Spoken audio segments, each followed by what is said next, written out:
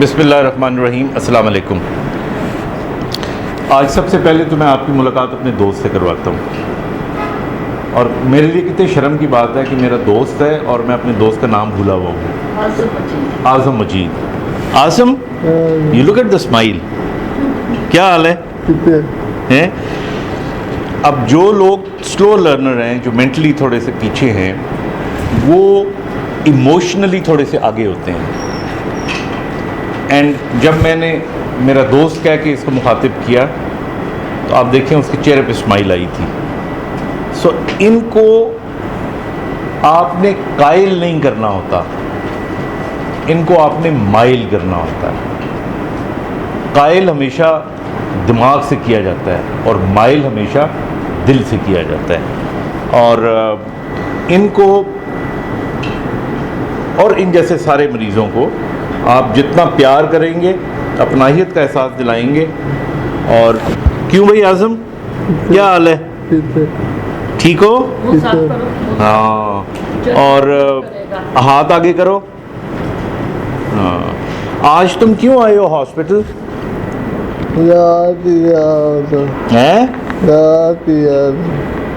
ٹیکا لگوانے؟ اچھا, اس کو پتا ہے ٹیکا لگانے سے کیا ہوگا؟ کیا کہہ رہے ہیں؟ درد تو نہیں ہوگی؟ نہیں, درد نہیں ہوگی. نہیں, درد نہیں ہوگی. نہیں ہوتی. آگے بھی ڈاکٹر صاحب نے بتایا درد نہیں ہوگی. ٹیکے سے تم ٹھیک ہو جاؤ گے نا؟ اچھا. یہ کون ہے؟ امی. امی اچھی ہے کہ اچھی نہیں ہے؟ بہت اچھی ہے. اچھا, اس دنیا میں سب سے اچھا کون ہے؟ کون؟ منا بھائی. اچھا, دوسرے نمبر پہ کون اچھا ہے؟ پھر کون اچھا ہے؟ چھوٹا بھائی. چھوٹا. تو امی کو تم کہاں نمبر پہ رکھ رہے ہو؟ امی میرا ساتھ دیتی. اور میں اچھا ہوں کہ بس گزارا ہے؟ بہت اچھے. یہ مجھے یاد کرتا ہے نا گھر پہ جا کے. وہ تو ڈاکٹر صاحب یہی تو کہہ کے آپ کو فون کرواتا ہے, ٹائم کی طرف دیکھنا نہیں آتا, پھر بھی کہے گا 8 بج گئے, ڈاکٹر صاحب کلینک بیٹھ کے ہوں گے, چلو فون کرو کہ مجھے ٹیکا لگایا, میں ٹھیک ہوں. اچھا, ٹھیک ہو کے سب سے پہلا کام کیا کرو گے؟ شادی کرا.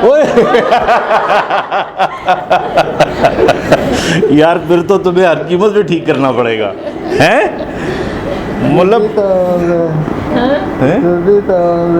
ٹھیک کراواں گے, گڈی چلاواں گا. گڈی بھی چلاواں گا, شادی کراؤں گا, پھر گڈی چلاؤں گا, پھر تیسرے نمبر پہ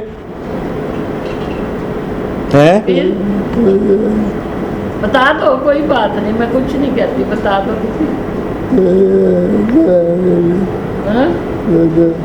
صدف ایک میری بہن ہے. اچھا. اور مریم 2 بہنیں ہیں نا اس کی. چلو, ویری گڈ. اب تم کوشش کرو ذرا کھڑے ہونے کی. اب آپ ہیلپ کریں. کھڑے ہو. ایسا گھر سوفے تو بیٹھا ہونا نا, کسی کا غصے نہ کرے, میں باتھ روم میں لے کے جاؤ, اگر میں تو کھڑا ہو جاتا ہے خود ہی. غصے میں آ کے 1 سیکنڈ میں خراب تھے. یہ امپروومنٹ میں نے دیکھی. دیٹ از بالکل. چلو 1 2 3. اچھا, تھوڑا سا چلو, اور اوپر آ جاؤ. ہاں, ٹھیک ہے. پھر بیٹھ جاؤ. بے شک 1 2 آپ آ جاؤ. He's stiff at the moment. He's very stiff. Doctor صاحب میرا سجاد ادھر ہو جاؤ آپ, بھائی کو پتا ہے کس طرح اٹھانا ہے. ڈاکٹر صاحب میرا سجاد کبھی لات کراس کرتے دیکھا جو لات بھی کمزور دیتے ہیں. چلو شاباش. چلو تھوڑا سا چل کے دکھاؤ. چھوڑ دو بھائی, سے چلے گا. چلو کوئی بات نہیں, آ جاؤ. نہیں, اب اس والی کرسی پہ بیٹھنا ہے.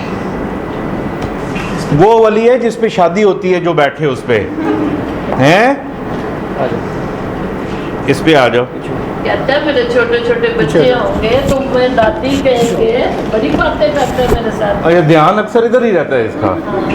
گھر میں دیکھتا جو ہے دونوں بھائیوں کی شادیاں ہو گئی ہیں, اس سے چھوٹا ہے یہ بھی. چلو جی, ماشاءاللہ 2 بچے ہیں. چلو آلرائٹ. بس ٹھیک ہے. آلرائٹ. باقی पकड़ो। नहीं इसी पोजीशन पे बैठे रहने, कुछ नहीं होता, बस ठीक है। हाँ, लुक आफ्टर हिम। आपको लोग आप तो खोल के रखते हो, आप खोल के रखते हो ना।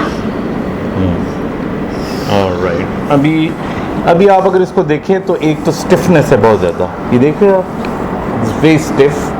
मेरे हाथ भी पकड़े हुए हैं तो एक्चुअली प्रेसिंग। हाँ, अच्छा, हैमर देना ज़रा ला के वहाँ से। अब अगर इसकी स्टिफनेस कम हो जाए तो आधा ट्रीटमेंट तो इसका वो हो जाएगा।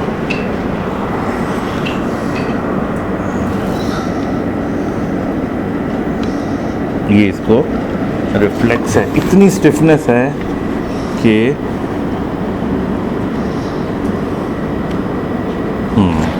ये सारा शो करता है कि इसका ब्रेन टू बॉडी कनेक्शन कमज़ोर है।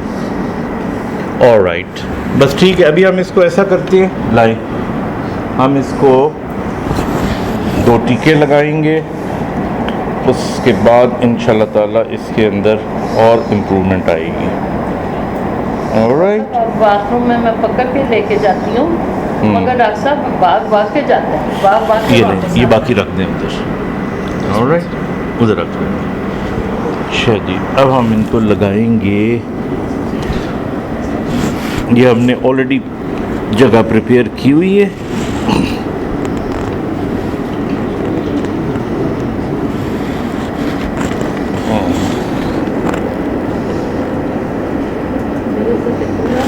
ऑलराइट, ये भी फेंक दें। चलें, ओके, अब आपके टीके लग गए, अगले हफ्ते फिर आना है। ऑलराइट, हाथ मिलाओ, आ जाओ बेटा, ले जाओ। ऐसा नुस्खा तो नहीं देखते? नहीं, नुस्खा नहीं देखना, दवाई वही वाली देते रहे। अच्छा, तो डॉक्टर साहब आज के दिन नहीं आना? जी, आज के दिन नहीं आना। चलो, ओके। साफ किया डॉक्टर साहब को? उसको कहना मुझे तौलिया ला दे, पसीना काफी नहीं आ रहा है तो। अच्छा डॉक्टर साहब, ओके जी, ओके, खुदा हाफिज़। सामने आप लोगों ने भी आज़म से मुलाकात की और 2-3 चीज़ें आपने नोट की होंगी कि जब तक उसके इंटरेस्ट की बात हम नहीं कर रहे थे, वो इस तरह बैठा हुआ था जिस तरह वो दुनिया से लाताल्लुक़ है, और जब हमने उससे कंसर्न या इंटरेस्ट की बात शेयर की, और इंटरेस्ट से जो बात हमने शेयर की वो इमोशनल थी, और उस पे वो मसलन अपनी माँ का जिक्र किया तो वो मुस्कुरा के बोला, मैंने उसको अपनी दोस्ती का एहसास दिलाया तो वो खुश हुआ, भाई का जिक्र किया, शादी का जिक्र किया, शादमानी का जिक्र किया। तो ये अगर सारी चीज़ों को आप एनालिटिकली देखें तो आपको लगेगा कि वो चीज़ें जो जहनी तौर स्टिमुलेट करती हैं किसी शख्स को या प्रोवोक करती हैं, वो उनको खुश नहीं कर रही थी। इमोशनली जो चीज़ें स्टिमुलेट करती हैं, रिलेशनशिप हो गया, मोहब्बत हो गई, इमोशंस हो गए, उनसे वो मुतासिर हो रहा था। और ये बड़ा नेचुरल है क्योंकि वो जहनी तौर पे पसमानदा है। तो जो लोग जहनी तौर पे पसमानदा होंगे, ऑब्वियसली वो लोग इमोशनली ज़्यादा एडवांस होंगे। आज हमने बात करनी है जहानत की। आप सब जानते हैं कि आइंस्टाइन से ज़्यादा ज़हीन आदमी इस दुनिया में किसी को समझा ही नहीं जाता, लेकिन जब वो छोटा सा था तो उसको बार बार क्लास से निकाल दिया जाता था क्योंकि उसको एक बीमारी थी जिसे डिसलेक्सिया कहते हैं। और डिसलेक्सिया वो बीमारी होती है जिसमें बच्चे एक ख़ास किसी चीज़ के अंदर कुन ज़हन या कमज़ोर लगते हैं, और उस बीमारी से निकल के later on he became the biggest genius of the world. इसी तरह आप को मैं एक अपने मरीज़ की मिसाल देता हूँ। उसको मैं, उस्मान उसका नाम है, उसको मैं अपने टीवी के प्रोग्राम में भी लेकर आया। तो उससे अगर आप पूछें कि मिसाल के तौर पे 19 अक्टूबर 1960 को क्या दिन था, तो वो 3-4 सेकंड के लिए सोचा करता था और एकदम बता दिया करता था। मैंने बल्कि टीवी पे जब उसको लेकर आए तो कैलेंडर सामने रखा और कैमरामैन से कहा कि भाई तुम डेट का इंतखाब करो और वो दिन का बताएगा। उस्मान आम ज़िंदगी के अंदर सही तरीके से बोल भी नहीं सकता था, वो पढ़ भी नहीं सका, और उसको जिस तरह आज़म की मिसाल है इससे थोड़ा सा बेहतर था। इसी तरह पिछले दिनों में फैसलाबाद में एक लड़का था जिसको जियो टेलीविज़न ने दिखाया था ईद पे। اسے اگر آپ ویسے کہو کہ یہ 200 روپے لے جاؤ اور 85 روپے خرچ کر کے آ جانا اور بتانا کتنے پیسے بچے ہیں، تو اس کو کوئی پتہ نہیں کہ 200 کیا ہوتے ہیں اور 85 روپے کیا ہوتے ہیں۔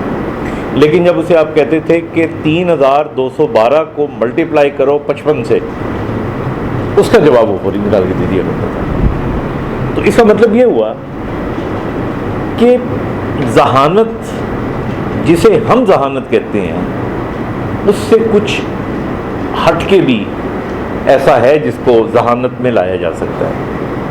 پھر آپ ایک اور طریقے سے اگر دنیا پہ نظر ڈالیں تو کامیابی کا تعلق ذہانت سے نہیں ہے۔ اگر ہر ذہین آدمی کامیاب آدمی ہوتا تو پھر اس دنیا میں راج ہمیشہ ذہینوں کا ہوتا۔ لیکن آپ جب بھی دیکھ لیں اس دنیا میں کن ذہن لوگ، کم ذہین لوگ، وہ زیادہ راج کرتے ہیں۔ تو یہ میں نہیں کہہ رہا کہ جو کامیاب لوگ ہیں وہ ذہین نہیں ہوتے، بالکل وہ ذہین ہوتے ہیں، لیکن ذہانت ہی صرف سب کچھ نہیں ہے۔ اب جو ذہانت کی اصطلاح ہم استعمال کرتے ہیں اس کا انالیسس کرنے کے لیے، وہ آئی کیو ہے، انٹیلیجنس کوشنٹ۔ جس کا آئی کیو زیادہ ہوگا اس کا مطلب ہے کہ وہ ذہین زیادہ ہوگا۔ عام حالات میں جب ہم جو طریقہ آئی کیو نکالنے کا وہ ہوتا ہے کہ mental age divided by physical age and multiplied by 100۔ اگر آپ کسی کا آئی کیو نکالنا چاہتے ہیں تو آپ اس کی مینٹل ایج لیں گے، اس کو اس کی فزیکل ایج سے ڈیوائڈ کریں گے اور اس کو پھر 100 سے ملٹیپلائی کر دیں گے۔ عام لوگوں کا جو آئی کیو ہوتا ہے that should be near about 100، یعنی جتنی ان کی مینٹل ایج ہے اتنی ہی ان کی فزیکل ایج ہونی چاہیے۔ اگر ان کی فزیکل ایج زیادہ ہے اور مینٹل ایج کم ہے تو اس کا مطلب ہے کہ آئی کیو ان کا کم ہے۔ ہمارے ہاں کتنے آئی کیو کو نارمل سمجھا جاتا ہے؟ بعض لوگ سمجھتے ہیں کہ 95 سے 100 تک کے رینج میں اگر ہو تو ہم نارملٹی میں لے آتے ہیں، لیس دین 95 اور 90 کے درمیان میں ہو تو ان کو ہم سلو لرنرز میں لے کر آتے ہیں، اور اگر 90 سے زیادہ ہو تو دین جن کو تھوڑا بہت لفظ استعمال کیا جاتا ہے ریٹارڈڈ کا، ان میں آپ لے آتے ہیں۔ یہ یاد رکھیے گا کہ ایون جو بہت ہی پرانے زمانے کی اصطلاح تھی اس کے اندر ایک لفظ استعمال ہوتا تھا اسٹوپڈ، ایک ایڈیٹ اور ایک امبیسیل۔ تو یہ سارے لفظ آج کی ماڈرن اس میں استعمال نہیں ہوتے، یہ لوگوں کی دل آزاری کرنے کے لیے استعمال ہوا کرتے تھے، اب ان کو استعمال نہیں کیا جاتا۔ ہم اسٹریٹ فارورڈ آئی کیو کی اگر بات کریں تو بہت زیادہ ہم یہ کہہ سکتے ہیں کہ جی آئی کیو اتنا ہے کسی کا۔ اسی طرح جو انٹیلیجنٹ لوگ ہوتے ہیں ان کا آئی کیو 100 سے کوئی بہت زیادہ اونچا نہیں ہوتا۔ اٹ کوڈ بی سے سم تھنگ لائک 10 + 100، 110 ہو سکتا ہے، 120 ہو سکتا ہے، 123 تک پروبیبلی جو نیچے ایک جرمن فلاسفر تھا اس کے بارے میں کہا جاتا ہے۔ آئنسٹائن اور نیوٹن کے آئی کیو کو بھی بعد میں جب اس کا انالیسس کیا گیا تو 100 سے اوپر رکھا گیا، حالانکہ Einstein in his childhood was a dyslexic, جیسے میں نے ذکر کیا۔ تو اسی طرح IQ is not the sole factor which should determine the intelligence of a person. اور ہمارے یہاں بہت سے امتحان ایسے ہیں جن کے اندر آئی کیو کے بیسس کے اوپر آپ فیصلہ کر لیتے ہیں کہ یہ شخص لائق ہے۔ اور اسی طرح ہم کہتے ہیں کہ جی نیچے ایک فلاسفر تھا، اس کا آئی کیو دنیا میں سب سے زیادہ ہے۔ کبھی ہم کسی فلاسفر کا، کبھی ایرسٹاٹل کا نام لے لیتے ہیں، سقراط کا نام لے لیتے ہیں، یہ ساری جگہیں اپنی ٹھیک ہیں۔ ماڈرن میڈیسن کے اندر اور ماڈرن سائیکالوجی کے اندر اب ہم یہ کہتے ہیں کہ صرف IQ is not enough. Intelligence quotient کے علاوہ ایک اور چیز بھی ہے جسے ایموشنل کوشنٹ کہتے ہیں۔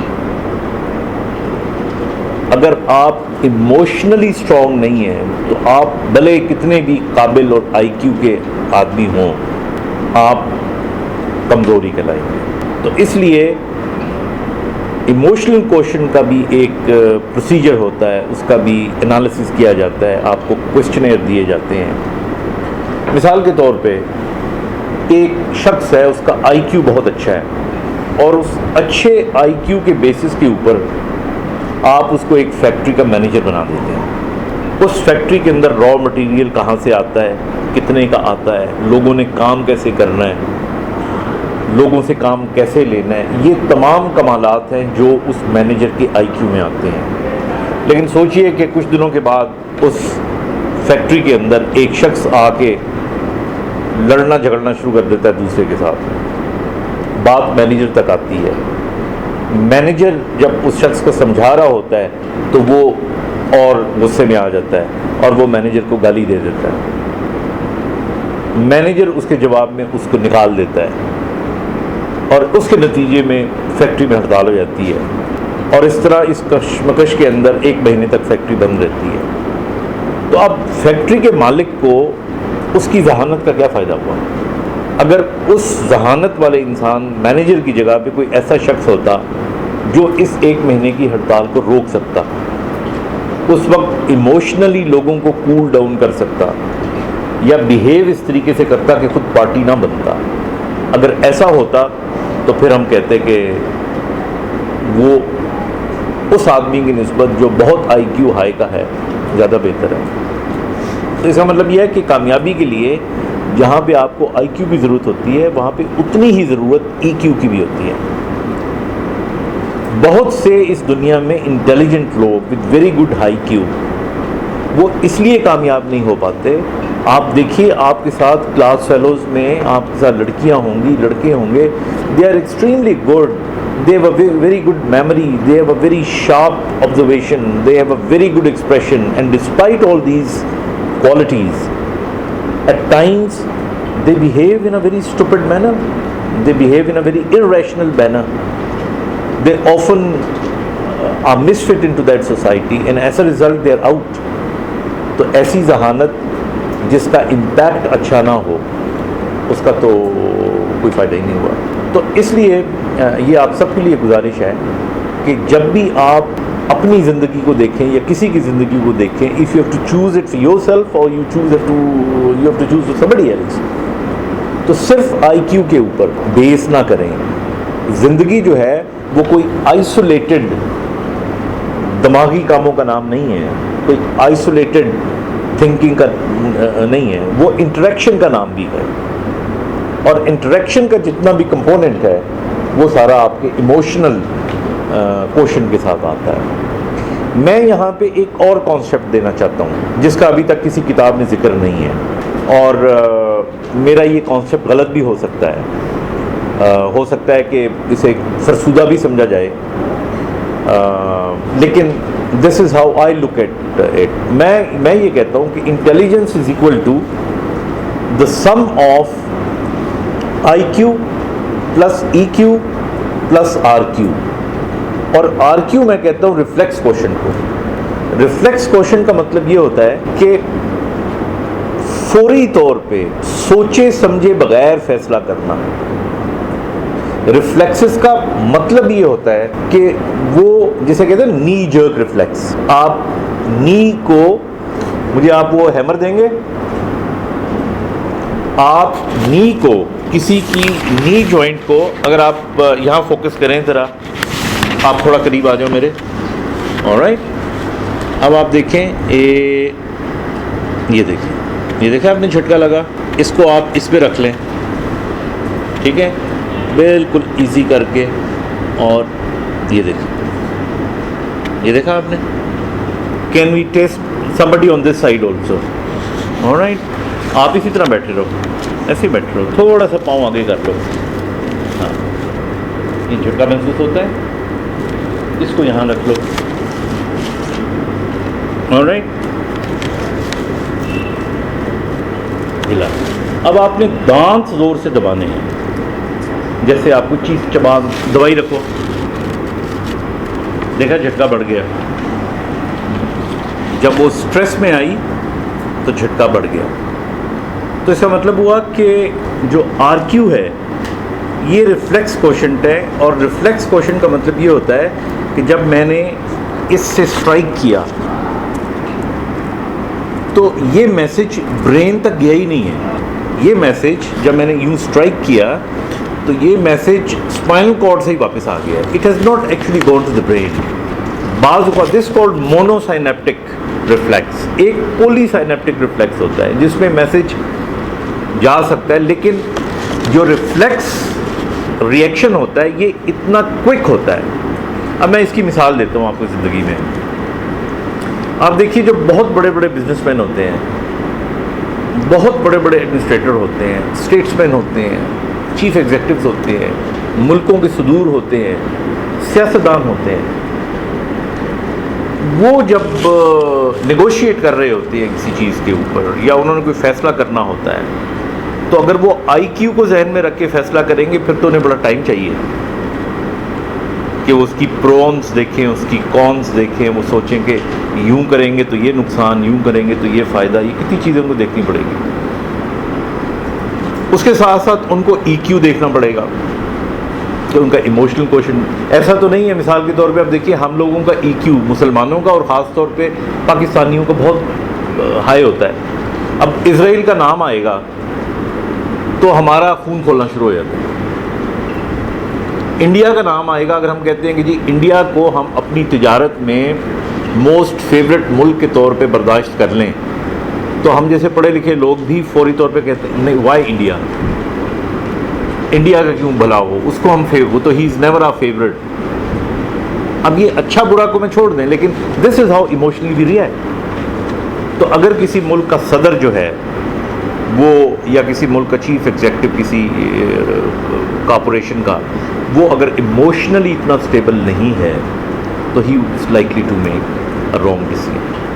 اب بات ہو رہی تھی آر کیو کی, تو آپ سوچئے کسی ملک کا صدر ہے, یہ چیف ایگزیکٹو ہے, بعض اوقات اس کو فیصلہ کرنا ہوتا ہے, آئی کیو سے کرے گا تو بہت ٹائم لگ جائے گا, ای کیو سے کرے گا, جس طرح میں نے آپ کو کہا کہ لائکنگ ڈس لائکنگ کا ایلیمنٹ پتہ نہیں کتنا ای کیو اس کا اچھا ہے یا نہیں ہے. آر کیو جو ہے ریفلیکس کوشن, اس سے جب وہ ڈیسیژن کرے گا تو اس کا مطلب ہے کہ کہتے نہیں ہے کہ فلانے کے ریفلیکسز بڑے شارپ ہیں, وہ سوچے گا بھی نہیں, نہ ایموشنلی فیل کرے گا, بٹ ہی وڈ نو, اس کو ایک انٹیوشن سی آئے گی, yes I have to do it and he will do it. اسی میں آپ کو مثالیں دیتا ہوں. بہت بڑے بڑے بزنس مین جو لینڈ مافیا سے جن کا تعلق ہے, میں نام نہیں لینا چاہتا, وہ جب کسی روڈ پہ گزر رہے ہوتے ہیں اور ایک دم ان کو ایک پلاٹ نظر آتا ہے, دے جسٹ اسٹاپ اور اپنے مینیجر کو کہتے ہیں یار اس کو خرید لو, جتنا بھی مہنگا ہے اس کو خرید لو. انہیں پتا ہوتا ہے کہ آنے والے وقتوں میں اس کی کیا ورتھ ہوگی. وہ اس وقت دماغ سے نہیں سوچ رہے ہوتے, نہ جذبات سے سوچ رہے ہوتے ہیں. That is the reflex. اسی طرح بعض اوقات کوئی ایسا ایشو کھڑا ہو جاتا ہے آپ کے ڈپارٹمنٹ کے اندر, آپ کی ملک کے اندر, آپ کی آرگنائزیشن کے اندر, and you are in a fix. آپ ایموشنلی وڈرا نہیں کر سکتے, آپ انٹلیکچولی اس کے اوپر ڈبیٹ نہیں کر سکتے, and you yet have to make a decision, and that decision which you take, that is according to an R Q. جن لوگوں کا جتنا آر کیو اچھا ہوگا, جتنے لوگوں میں وہ ریفلیکس ایکٹیویٹی زیادہ ہوگی, دے ول ڈو دا بیسٹ. تو اس لیے I always consider intelligence is equal to I Q plus E Q plus R Q. اور جس طرح آئی کیو کو انالائز کیا جاتا ہے, اسی طرح ای کیو کو بھی کیا جاتا ہے, اور آر کیو کو کرنے کے بھی ایک چارٹس ہوتے ہیں, کچھ کوشچنیئر ہوتے ہیں جنہیں دیکھ کے آپ کرتے ہو. پھر اس کے علاوہ 3-4 چیزیں اور جو بڑی امپورٹنٹ ہیں, جن کو اہمیت دینی چاہیے انٹیلیجنس کے اندر, اس میں آ جاتی ہیں آپ کی کریٹیوٹی, کہ آپ کتنے کریٹیو ہیں. Because this is as good کہ جس طرح آپ کی کریٹیوٹی کیسی ہونی چاہیے. ہمارے یہاں عام طور پہ اگر آپ دیکھیں تو the people with very little creative mind and yet they are at a very high place. تو آپ کی جو کریٹیوٹی ہے وہ بھی ایڈ ان کرتی ہے. پھر اسی طرح آپ کی کمٹمنٹ, آپ کی موٹیویشن, آپ کی یہ ساری کوالٹیز, لیکن یہ تینوں کے گرد ہی گھومتی رہتی ہیں جن کے اندر آئی کیو, ای کیو اینڈ آر کیو ہوتا ہے. So I am sure with this little concept اگر آپ ذہن میں کوئی سوال آئے تو آپ مجھ سے پوچھ سکتی ہیں.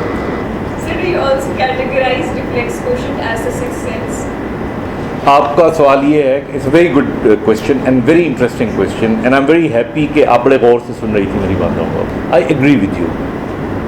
آئی تھنک یہ انسان کی ایک قسم کی دیوار کی دوسری طرف دیکھنے کی صلاحیت بھی ہوتی ہے، اور دماغ کو جب آپ استعمال کیے بغیر کوئی ڈیسیژن لیتے ہو تو اس کے اندر آپ کی انٹیوشنز بھی آ جاتی ہیں، اور جو اسٹرینتھ آپ میں ڈیولپ ہوتی ہے وہ اسٹرینتھ کے بیسس میں اور اس کے بیک گراؤنڈ میں آپ کا ایکسپیرینس بھی ہوتا ہے، آپ کا کانفیڈنس بھی ہوتا ہے.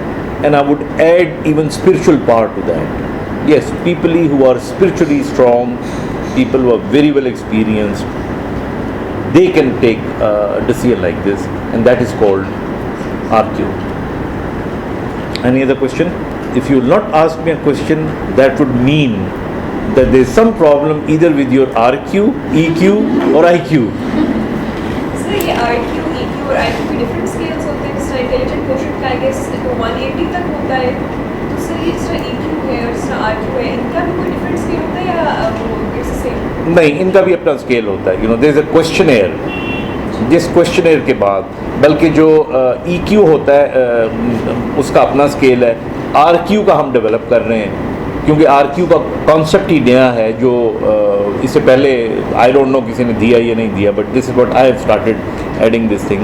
کیونکہ میں اور مجھے خیال RQ کا کیوں آیا کہ when I see lot of doctors treating their patients and lot of patients being treated by different doctors، تو وہاں پہ میں نے دیکھا کہ ایک ہولسٹک اپروچ ہوتی ہے جس پہ آج کل ہم کام کر رہے ہیں. ہم کہتے ہیں treat the body, treat the mind and treat the civil.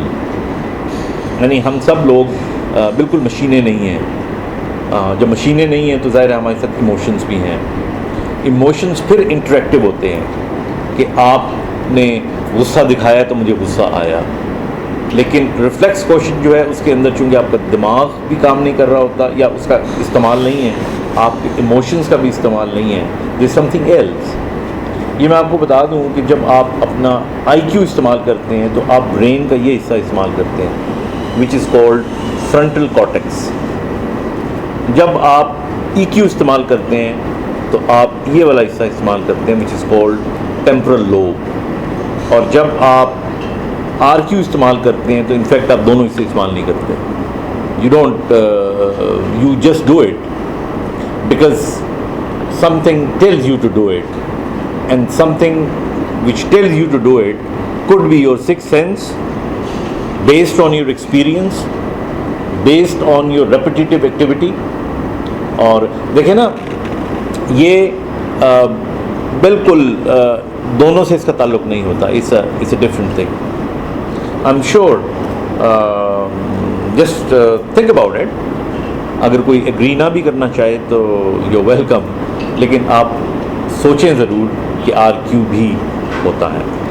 ان کا کوشچن یہ ہے کہ کیا IQ جینیٹکس پہ ڈپینڈ کرتا ہے کہ نہیں. اس کا مطلب یہ ہوا کہ شیکسپیئر کا بیٹا بھی شیکسپیئر جیسا لائک ہونا چاہیے، آئنسٹائن کا بیٹا جو ہے وہ بھی اگر آئنسٹائن نہ ہو تو ملتا جلتا ہو اس کے. لیکن آپ نے دیکھا ہوگا کہ عام پریکٹیکل لائف میں ایسا نہیں ہوتا. جو فیض احمد فیض تھے وہ فیض احمد فیض ہی تھے. غالب کے بعد کوئی دوسرا چھوٹا غالب پیدا نہیں ہوا. غالباً ہوا بھی ہوگا تو مجھے نہیں پتا. اور اسی طرح جینیٹک کسی حد تک تو یہ ٹرانسمٹ ہوتی ہے، لیکن بہت سے اور فیکٹر ہیں. انٹیلیجنس کے لیے you don't have to have only genetically transmitted. You don't have to have a big head. پرانے زمانے کی ایک کہاوت ہے کہ جی سر بڑے سرداروں کے اور ہاں بڑے پیر کمانا. So it has nothing to do. بہت چھوٹے دماغ والے نظر آنے والے لوگ بھی بہت بڑے بڑے کام کر جاتے ہیں. So I think genetic does not have lot to play with this. Alright, thank you very much.